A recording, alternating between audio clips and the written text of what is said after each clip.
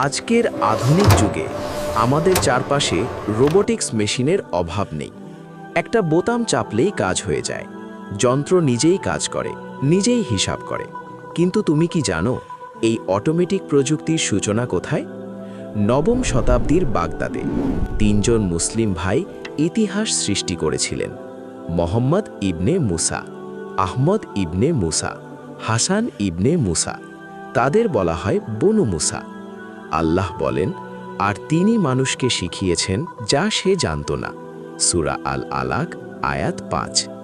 তারা এমন যন্ত্র তৈরি করেন যেগুলো নিজে থেকেই কাজ করত। তারা প্রায় 100 অটোমেটিক যন্ত্রের নকশা তৈরি করেন এবং লেখেন এক ঐতিহাসিক গ্রন্থ কিতাব আল হিয়ান। বাগদাদের হাউস অফ উইজডমে তারা রাতের পর রাত গবেষণা করেছেন।